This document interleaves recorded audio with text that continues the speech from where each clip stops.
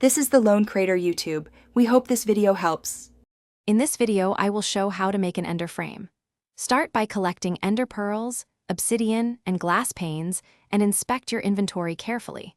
Lay out a simple blueprint on the ground to visualize a 3x3 perimeter and a central support column.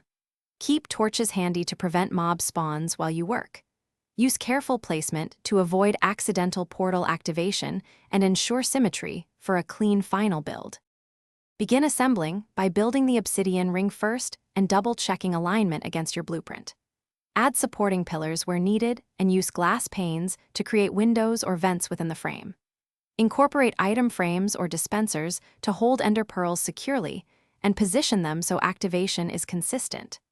Test each pearl placement carefully to ensure the teleportation target lands inside the frame and not beyond, adjusting heights for reliable results.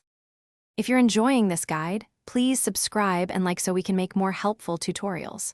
Quick recommendation: the new Kindle Paperwhite fits in your pocket and holds dozens of building guides, which makes following step lists and blueprints much easier on the go.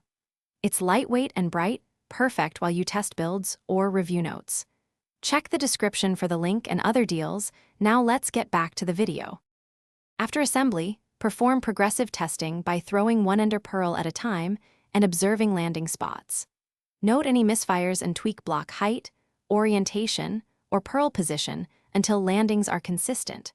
Repair or replace cracked or missing blocks immediately to avoid portal mishaps. Keep backup materials nearby and rehearse emergency extraction techniques so you can rescue items or yourself quickly without compromising the frame's structure.